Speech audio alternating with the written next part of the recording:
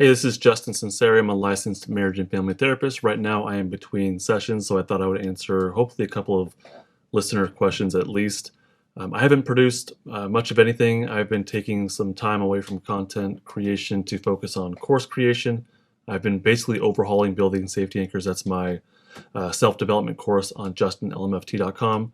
And I've been making some big upgrades, including adding video to it, expanding on lessons, and getting a better flow for the practice part of the course. So that's on the way hopefully soon. But that's why you haven't heard from me in quite a while.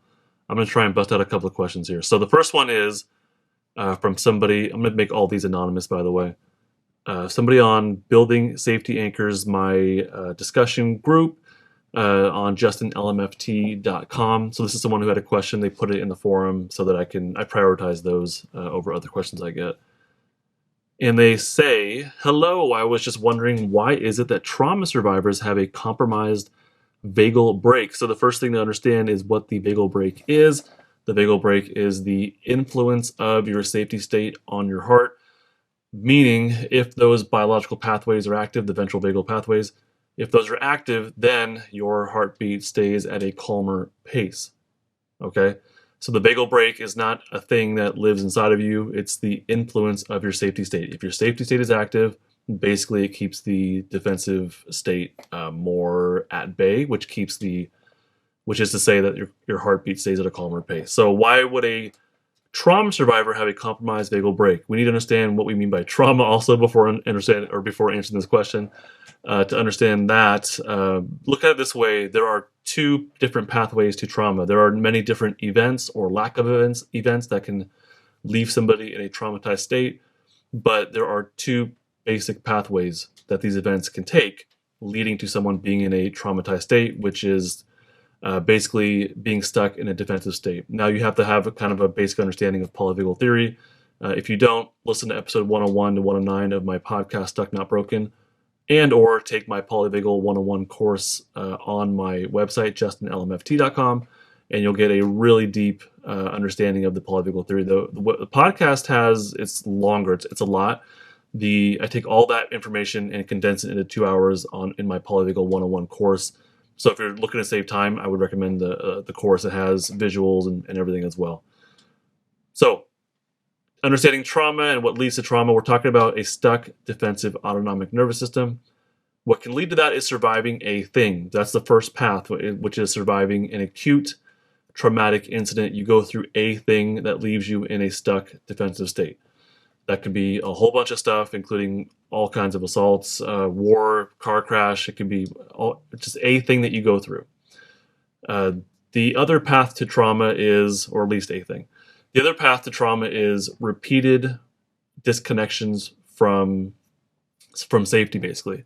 So you make a connection, it gets cut off. You make a connection, it gets cut off. And this is especially true in childhood, where you're probably more prone to this pathway of trauma, which is this repeated disconnection.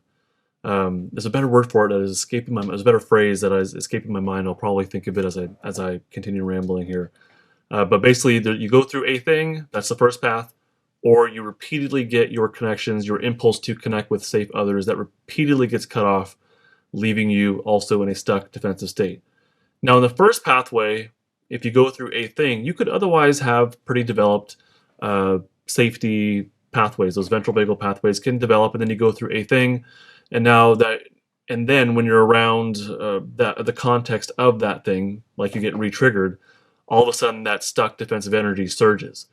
So you may, moment to moment, day to day, not be in a noticeable stuck defensive state, but it still is within you. Like that stuck defensive energy is still within you somewhere. So that's when you go through a thing, then that stuck defensive energy surges.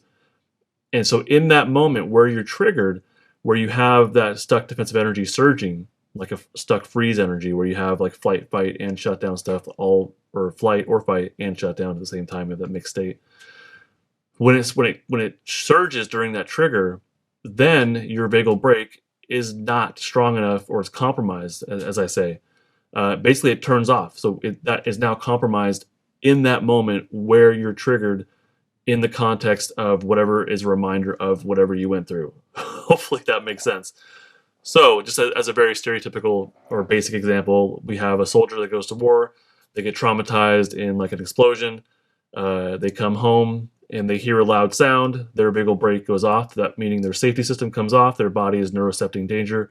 Safety system comes off.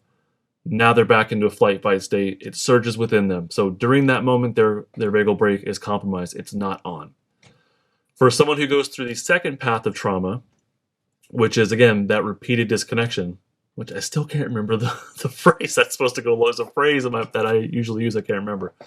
So for that person, they simply do not develop those safety pathways to where they otherwise should be or would be had they gotten good enough parenting.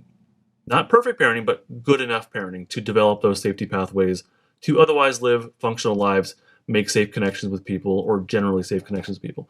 So they don't get that, which means that they don't get those safety pathways developed enough, which means they don't have the capacity to recognize safe others or safety in others. They don't have the capacity to feel trust and vulnerability, have emotional regulation. Like everything just kind of gets thrown off when we don't have good enough parenting.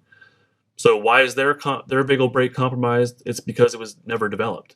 So their safety pathways simply are not strong enough. And the way I think about these things is it's like exercising anything else in your body. If you want to be able to lift heavier stuff, you have to exercise to be able to lift heavier stuff, right? You have to go through the reps to be able to lift heavier stuff. Same thing, if you want to be able to make safe connections with people and have strong enough safety pathways in your system to be able to emotionally regulate, to make safe connections, to feel vulnerability, to identify safety, you have to have those pathways built up. You have to exercise them. You have to go through the reps to exercise them so that they are strong enough then to have a strong enough vagal brake to be able to deal with other stuck defensive energy that might be inside of you. So why do trauma survivors have a compromised vagal brake? Well, it's depending on which pathway you go through, that's kind of what the answer is. If you're interested in polyvagal theory, I have something called Polyvagal 101. It's on justinlmft.com. I highly recommend that you check it out. It will answer all of your basic polyvagal questions and then some. It also connects the polyvagal theory to trauma, which I delved into here, but it discusses more in depth like what is happening when someone has a stuck defensive autonomic nervous system, like why that is. And so the polyvagal 1 will answer that question and be a springboard for further learning, in my opinion, as well, on justinlmft.com.